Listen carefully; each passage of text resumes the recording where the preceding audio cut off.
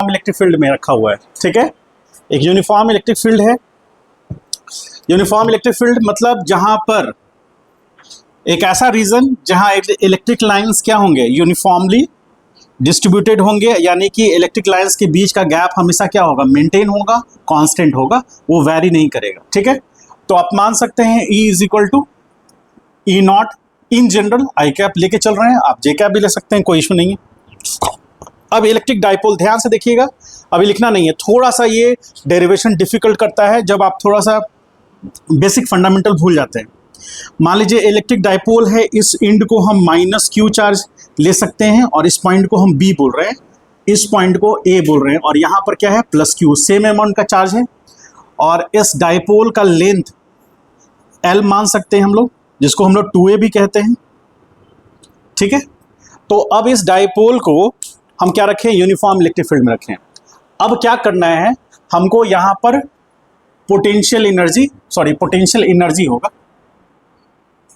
Potential energy कर लीजिएगा, electrostatic potential energy निकालना है हमको। पोटेंशियल भी निकाल सकते हैं यदि 4 से डिवाइड कर देंगे तो, ठीक है।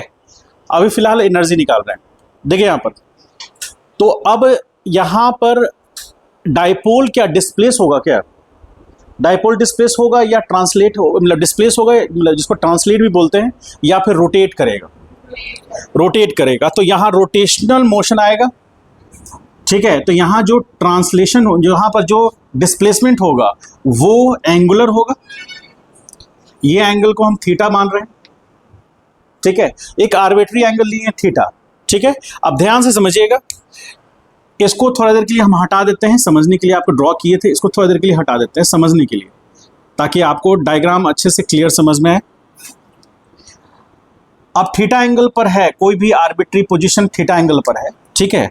और इस डायरेक्शन में इस पर फोर्स लगेगा, तो टॉर्क जो होगा, जो टाउ जिसको हम लोग डिनोट करते हैं, टाउ किसके अबाउट, सेंटर पॉइंट O के अबाउट, और किसके कारण होगा, मान लीजिए इलेक्ट्रिक फील्ड के कारण होगा, तो वो उसका डायरेक्शन किधर होगा,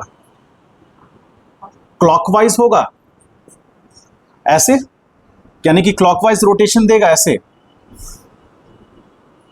ऐसा होगा, क्लॉकवाइज रोटेशन देगा, ठीक। क्योंकि इधर Q माइनस में है, उधर प्लस में है। अब हम लोग क्या कर रहे हैं कि पोटेंशियल एनर्जी निकालना है, तो ध्यान में ये रखना है कि इस डाइपोल को, इस इलेक्ट्रिक डाइपोल को हम एक्सटर्नल फोर्स के थ्रू शिफ्ट करना चाह रहे हैं इस डायरेक्शन में, यानी कि एंटी क्लॉकवाइज डायरेक्शन में। टॉर्क किधर लग रहा है, क्लॉकवाइज में, तो क्लॉकवाइज के कारण ये जो डाइपोल है वो इधर शिफ्ट होगा, ऐसे, सेंटर पॉइंट O है। अब इसको शिफ्ट होना हम चाहते हैं एक्सटर्नल वर्क करके इसको एंटी क्लॉकवाइज में शिफ्ट करें। तो थीटा एंगल पर मान लेते हैं सपोज छोटा सा एंगुलर डिस्प्लेसमेंट, बहुत छोटा सा एंगुलर डिस्प्लेसमेंट को हम मान लेते हैं इस तरह से,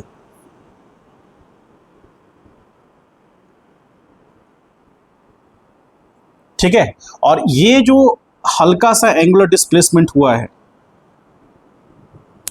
ये जो एंगल है ये डी थीटा है, यानी थीटा एंगल पर डी थीटा एंगुलर डिस्प्लेसमेंट।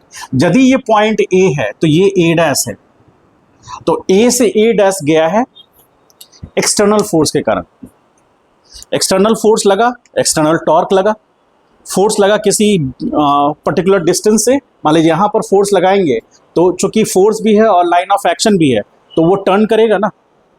तो जो एक्सटर्नल टॉर्क जो इलेक्ट्रिक फील्ड के कारण था वो क्लॉकवाइज था, जो एक्सटर्नली लगाया गया टॉर्क छोटा सा, वो डी थीटा एंगल के लिए वो एंटी क्लॉकवाइज है, ठीक है।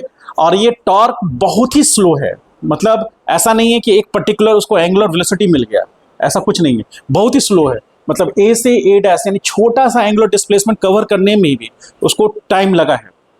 क्यों ऐसा कर रहे हैं, क्योंकि हम एंगुलर रोटेशन को प्रमोट नहीं करना चाहते, कि इसका मतलब ये चाहते हैं कि जितना भी एनर्जी इंगेज हो रहा है वो टोटल, जितना भी वर्क हो रहा है वो टोटल किस में कन्वर्ट हो जाए, पोटेंशियल एनर्जी में। यदि मोशन आ जाएगा तो वो काइनेटिक एनर्जी में भी कन्वर्ट हो जाएगा।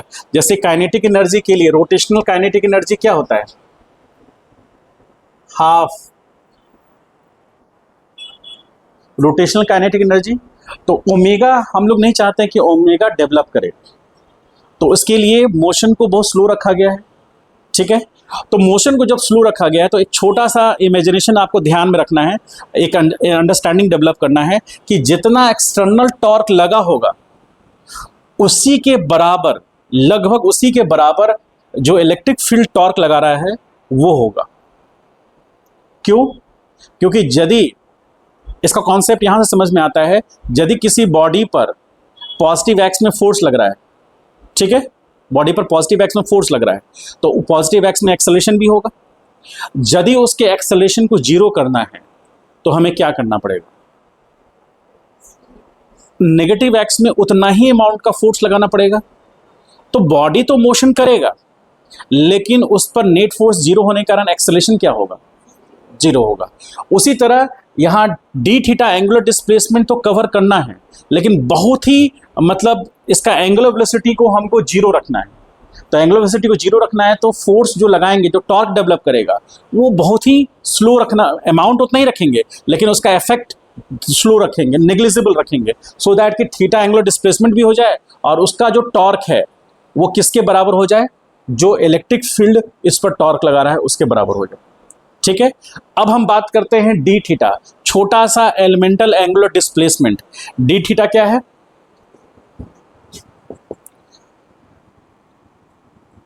Here d theta be the small elemental angular displacement, small elemental angular displacement with respect to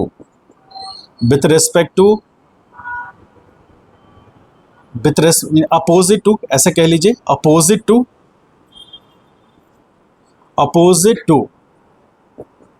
the torque developed due to electric field, ठीक है। एंगुलर डिस्प्लेसमेंट किधर हो रहा है? ये ध्यान में रखिएगा, एंगुलर डिस्प्लेसमेंट किधर हो रहा है? एंटी क्लॉकवाइज में, ठीक है। ऐसा इसलिए कर रहे हैं क्योंकि हमको टॉर्क के जस्ट पैरेलल में लेना है। अब देखिए ध्यान से, अब एक चीज को समझिए कि यदि यहां पर टॉर्क के कारण जो वर्क हो रहा है वो कितना होगा?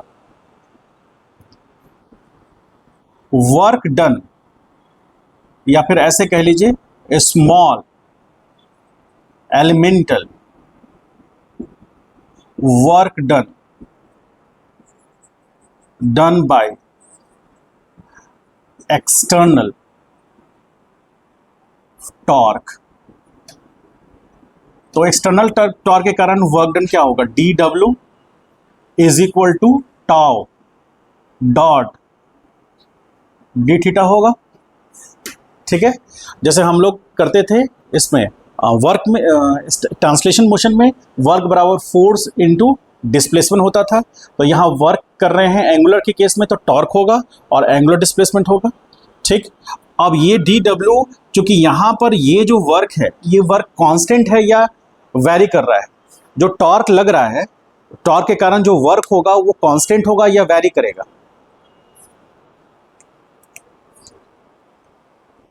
टॉर्क किस पे डिपेंड कर रहा है? सॉरी, वर्क किस पे डिपेंड कर रहा है? वर्क डिपेंड कर रहा है एंगुलर डिस्प्लेसमेंट पर। एंगुलर डिस्प्लेसमेंट कांस्टेंट है या वैरी कर रहा है? यदि मान लीजिए कि ये dipole parallel to electric field हो जाए तो थीटा कितना हो जाएगा? जीरो। और जैसे जैसे ऊपर जाएगा थीटा चेंज करेगा तो वर्क भी चेंज होगा, क्योंकि वर्क किसका फंक्शन हो गया? डिस्प्लेसमेंट का। तो डिस्प्लेसमेंट चेंज हुआ तो वर्क चेंज हुआ, वर्क चेंज होने से चेंज इन पोटेंशियल एनर्जी मिलेगा हमको। तो इसका मतलब यह है कि यहां पर एंगुलर डिस्प्लेसमेंट के चेंज होने से वर्क चेंज हो रहा है। तो यहां पर जहां पर कि वर्क चेंज हो, साथ ही साथ आप ऐसे समझिए कि टॉर्क जो है, टॉर्क किससे बना है? Tau D theta. अब यहां पर कॉस थीटा हम लिखते हैं। टॉ जो बना है वो टॉ किससे बना है? टॉ बना है फोर्स इनटू आर से, सॉरी आर क्रॉस एफ से बना है। क्या एफ कांस्टेंट है?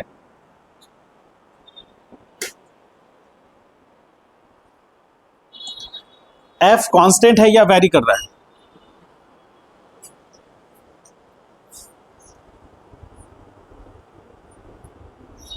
एफ है क्या यहां पर?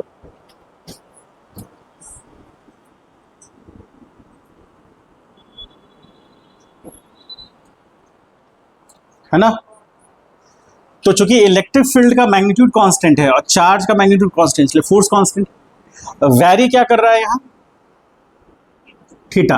तो थीटा के वैरी होने से वर्क वैरी कर रहा है, और वर्क एनर्जी थ्योरम से क्या मिलता है? Change in work is equal to change minus change in potential energy. तो यानी कि वर्क के चेंज होने से पोटेंशियल एनर्जी में चेंज आएगा। तो पोटेंशियल एनर्जी में चेंज आया तो यहाँ पर वर्क में चेंज है थीटा एंगुलर डिस्प्लेसमेंट से, इसीलिए हम यहाँ छोटा सा एंगुलर डिस्प्लेसमेंट लिए। यदि यहाँ से 0 से हम 90 भी ले सकते थे, ठीक है, लेकिन चूंकि डिस्प्लेसमेंट के चेंज होने से, एंगुलर डिस्प्लेसमेंट से हमारा वर्क चेंज हो रहा है, इसलिए हमको इंटीग्रेशन यूज करना पड़ेगा। आपको पहले ही बताया था ना कि इंटीग्रेशन कहाँ यूज होता है? जहां पर पोजीशन के साथ वैरी करता है वैल्यू। जैसे हम लोग पोटेंशियल एनर्जी का एक्सप्रेशन निकाले थे, उसमें आया था ना पोटेंशियल एनर्जी में क्या आया था? डेल्टा यू बराबर क्या आया था? के Q1 Q2 बाई आर आया था ना। तो यहां पर चूंकि आर चेंज हो रहा था ना, एक पोजीशन से दूसरे पोजीशन पे ले जाने पर आर चेंज हो रहा था, इसलिए तो इंटीग्रेशन से हम निकाले थे इसको। उसी तरह यहाँ पर भी छोटा पोजीशन चेंज होने से वर्क चेंज हो जा रहा है ना, इसलिए यहाँ पर फिर से हम क्या कर रहे हैं? इंटीग्रेट कर रहे हैं। यहाँ ये बताने का मेरा पर्पस ये था कि आपको पता होना चाहिए किस डेरिवेशन में हमको इंटीग्रेट करना पड़ेगा, कौन डेरिवेशन डायरेक्ट निकल सकता है। तो यहाँ पर छोटा सा एंगुलर डिस्प्लेसमेंट के चेंज होने से वर्क में चेंजेस आ रहा है। अब यहाँ पर इसके अकॉर्डिंग चले तो DW, तो यहाँ DW इज इक्वल टू, अब आप ध्यान से समझिए कि टॉर्क किधर लग रहा है? टॉर्क लग रहा है, टाउ का डायरेक्शन किधर है? टाउ का डायरेक्शन है इधर, ये क्लॉकवाइज, और डिस्प्लेसमेंट किधर हो रहा है? डिस्प्लेसमेंट हो रहा है इधर। तो क्लॉकवाइज यानी कि ये हो जाएगा एंटी क्लॉकवाइज। तो एंटी क्लॉकवाइज डिस्प्लेसमेंट हो रहा है, टॉर्क लग रहा है क्लॉकवाइज, तो थीटा कितना आएगा? 180 डिग्री आएगा। देखिए डिस्प्लेसमेंट किधर है? Anti clockwise. टॉर्क जो लग रहा है वो टॉर्क किधर लग रहा है? देख रहे हैं क्लॉकवाइज, वहां पर एंगल आ गया उससे। तो यहां पर अब हम बात करेंगे किसका? Q इंटू ई, और यहां d थीटा कॉस कितना? ये कॉस 180। तो यहां से DW इज इक्वल टू क्या आया? QE d थीटा माइनस में कॉस 180 का वैल्यू कितना? -1। ठीक है, तो ये DW स्मॉल एलिमेंटल वर्क है। ठीक है, इसको इक्वेशन नंबर हम 1 कह सकते हैं। फ्रॉम वर्क एनर्जी थ्योरम से क्या लिख सकते हैं? वर्क एनर्जी थ्योरम से delta U is equal to -W लिख सकते हैं। तो यहां पर डेल्टा U मतलब U final minus U initial is equal to -W। तो वर्क डन बाय एक्सटर्नल कह लीजिए, वो इज इक्वल टू क्या हो जाएगा? U initial minus U final होगा। तो अब यहां पर हम लोग क्या करेंगे? कंप्लीट वर्क के लिए हम लोग एक एंगल यहां लेते हैं। ये एंगल हमारा θ1 है, ये एंगल को हम लोग कह रहे हैं θ2। यानी पार्ट जो हमारा टॉर्क जो लगेगा वर्क कितना से कितना के लिए? θ1 से हम θ2 के लिए देख रहे हैं, और ये किसी एंगल थीटा पे लिया गया स्मॉल एंगुलर डिस्प्लेसमेंट है। इस बात को समझ पा रहे हैं? θ1 हमारा इनिशियल पॉइंट है और θ2 हमारा फाइनल पॉइंट है। तो हम छोटा सा जो वर्क लिए हैं यहाँ, तो इसको हम लिखेंगे for complete angular displacement from कहाँ से कहाँ? θ1 टू θ2 से। तो इंटीग्रेशन करेंगे DW को कहाँ से? ये हो जाएगा W1 से W2 is equal to integration यहां पर -QE d थीटा, और ये कहां से कहां? θ1 से θ2 लिख सकते हैं। अब इसमें आगे बढ़ेंगे हम लोग, पहले इसको इतना राइट डाउन कीजिए, कंप्लीट कीजिए। तो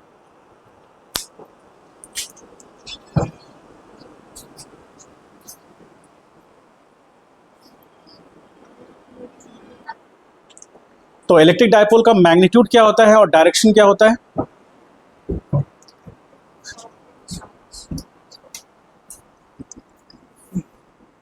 माइनस क्यू और ये प्लस क्यू, इनके बीच का लेंथ यदि एल है तो डायपोल मोमेंट P बराबर क्या कहलाएगा? Q इंटू एल कहलाएगा। तो Q इंटू एल, तो L की बात करें तो L बराबर क्या होगा? L वेक्टर, इसका डायरेक्शन, इसका मैग्नीट्यूड तो L होगा और डायरेक्शन किधर होगा?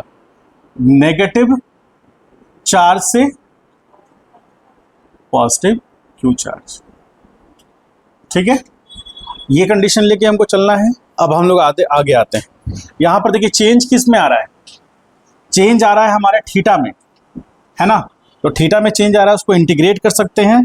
तो यहां से हमें मिलेगा u initial minus u final बराबर w is equal to minus P E, बाहर हो जाएगा। इंटीग्रेशन क्या होगा? Sine theta into D theta. Theta कहां से कहां?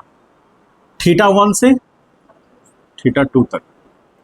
ठीक है, तो यहां u theta 1 minus u theta 2 is equal to, अब डायरेक्ट आते हैं इस पर। तो यहां पर ऑलरेडी एक माइनस है, ठीक है, तो यहां पर माइनस पीई साइन थीटा का integration minus cos theta, limiting value theta 1 से थीटा 2। अब आइए यहां पर माइनस माइनस बैलेंस हो जाएगा।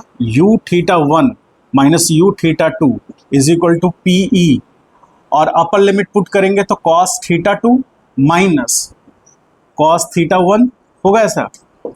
तो यहां पर u theta 1 minus u theta 2 is equal to PE cos theta 2 minus PE cos theta 1। ठीक है, तो इसको आप देख के कह सकते हैं ना कि यहां पर देखिए थीटा 1 यानी कि उस समय जो पोटेंशियल एनर्जी है वो, थीटा 2 उस समय का पोटेंशियल एनर्जी। ठीक है, तो अब ये जो एक्सप्रेशन है ये जनरलाइज एक्सप्रेशन है।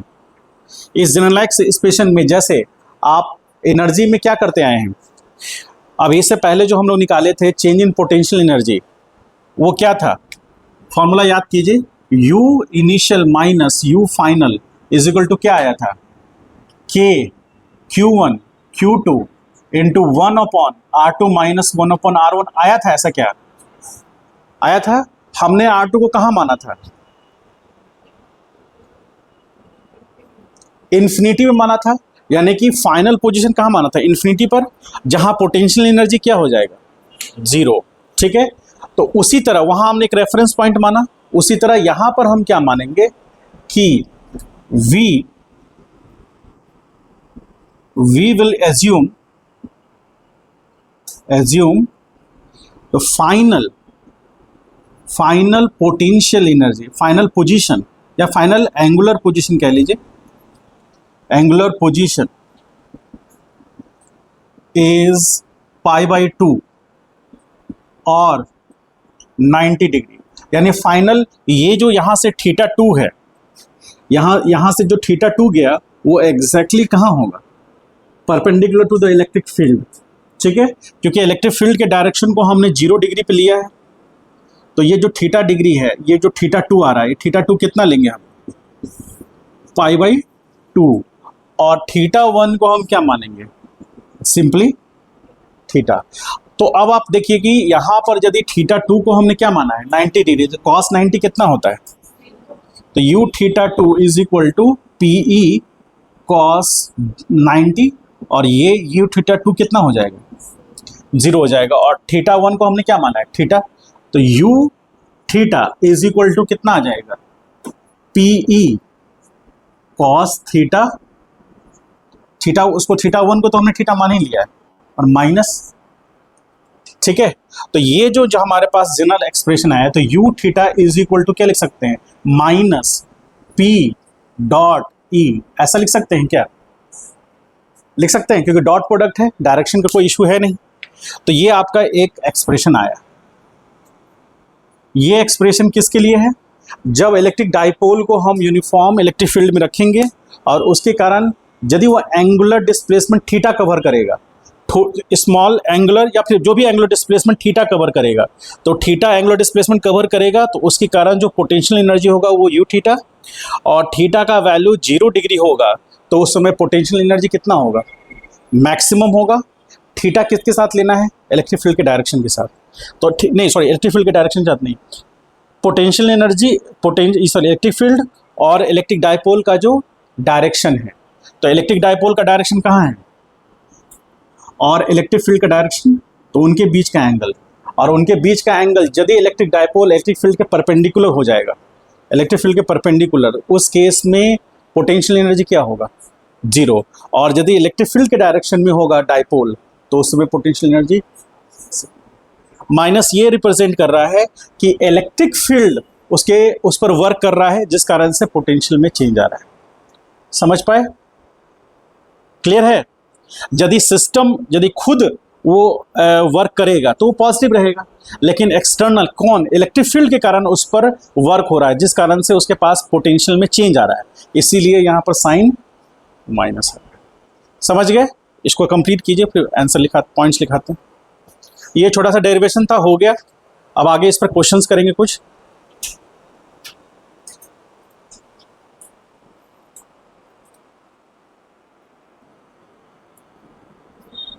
एरिया वेक्टर के लिए यहाँ पर हमने जो रेक्टेंगल स्ट्रिप लिया है, मतलब रेक्टेंगल ए जोन लिया है, एरिया लिया है, इसका एरिया वेक्टर निकाल रहे हैं, तो ए बराबर हो जाएगा ए इंटू बी, या फिर इसको हम ऐसे लिख सकते हैं ना, mod A into A cap लिख सकते हैं।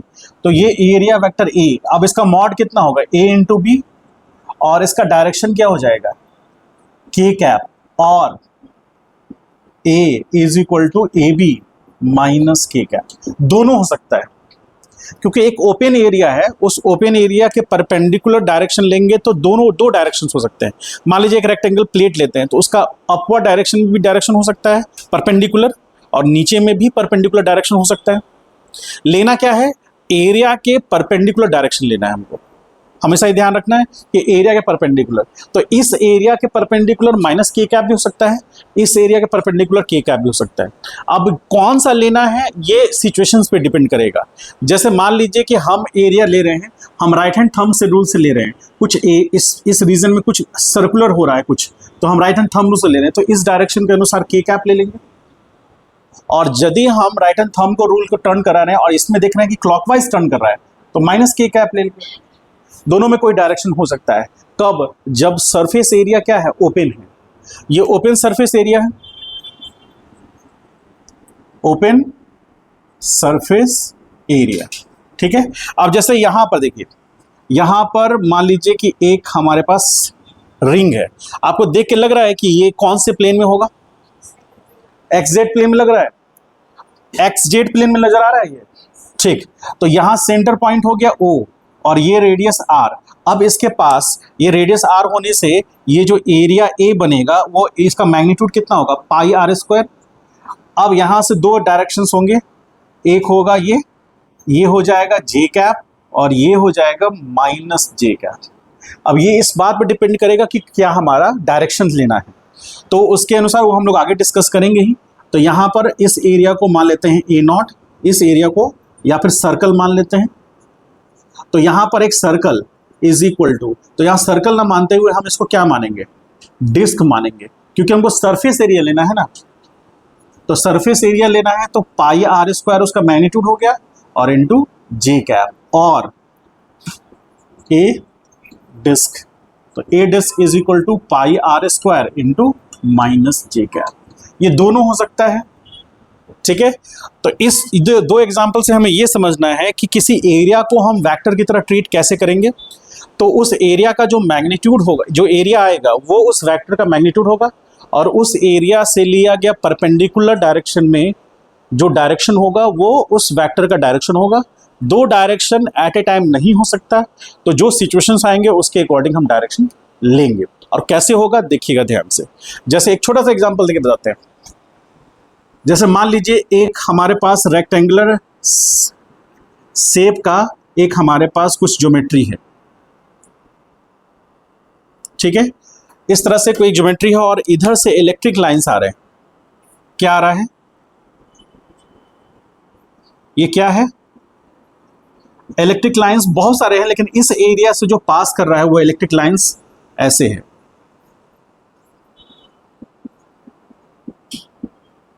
इसके बारे में कहेंगे कि इलेक्ट्रिक लाइंस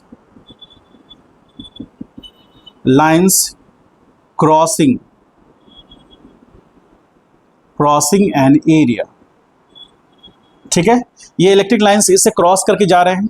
ऐसे तो बहुत सारे इलेक्ट्रिक लाइंस है, लेकिन जो इलेक्ट्रिक लाइंस एरिया को क्रॉस करके जा रहे हैं, तो इस केस में हमारे पास ये लेंथ ए है और ये बी है। तो इस केस में आप ऐसा समझिए कि ये जो एरिया है वो वाईजेड प्लेन में नजर आ रहा है आपको, मतलब ये जो रेक्टेंगल एरिया हमने लिया है वो वाईजेड प्लेन में, और इलेक्ट्रिक लाइंस एक्स एक्सिस के लॉन्ग जा रहा है। ठीक है, ध्यान समझिएगा, वाईजेड प्लेन में वो हमारा एरिया है और इलेक्ट्रिक लाइंस एक्स एक्सिस के पैरेलल जा रहा है। इसका मतलब उस वाईजेड प्लेन को परपेंडिकुलरली कट कर रहा है वो। ठीक है, तो इस केस में जो इलेक्ट्रिक लाइंस होंगे जो एरिया को क्रॉस करेंगे, उसी को हम लोग इसमें नंबर लिखेंगे, number of electric lines crossing an area. ये क्या कहलाएगा, इलेक्ट्रिक फ्लक्स कहलाएगा। ठीक है, अब इसमें आप सोचेंगे कि इसमें एरिया वेक्टर का क्या यूज है, और हम लोग आगे पढ़ेंगे, उसको समझेंगे। फिलहाल हमको ये समझना है कि एक एरिया हमको डिफाइन करना है जो एरिया वेक्टर की तरह ट्रीट करेगा, उससे जो इलेक्ट्रिक लाइंस क्रॉस करेंगे उसका नंबर जो होगा वो रिप्रेजेंट करेगा इलेक्ट्रिक फ्लक्स को। क्योंकि इलेक्ट्रिक लाइंस इमेजिनरी है तो इलेक्ट्रिक फ्लक्स भी क्या होगा, इमेजिनरी होगा, क्योंकि वो काउंट ही है, नंबर काउंट ही करना है इलेक्ट्रिक लाइंस क्रॉसिंग इन एरिया उसी को। अब यूनिट एरिया में इलेक्ट्रिक लाइंस कितना जाएगा उसको हमको जितना एरिया में लेना है उसके अकॉर्डिंग लेंगे। एरिया बढ़ेगा, नंबर ऑफ इलेक्ट्रिक लाइंस बढ़ सकते हैं। ठीक है, तो यानी कि इलेक्ट्रिक फ्लक्स जो होगा, चूंकि नंबर ऑफ इलेक्ट्रिक लाइंस पर डिपेंड कर रहा है, इसलिए एरिया बढ़ेगा तो इलेक्ट्रिक फ्लक्स भी बढ़ेगा। उसके फ्लक्स के एक्सप्रेशन में देखेंगे हम लोग। और साथ ही साथ और कैसे हो सकता है, इलेक्ट्रिक फील्ड, यदि इलेक्ट्रिक फील्ड का इंटेंसिटी बढ़ेगा तो भी बढ़ सकता है, और उनके बीच का एंगल पर भी डिपेंड करेगा। फिलहाल के लिए आप एरिया वेक्टर समझ गए, इसको राइट डाउन कर लीजिए। एरिया वेक्टर इंपॉर्टेंट है, फ्लक्स पे हम लोग कल फिर अच्छे से चर्चा करेंगे।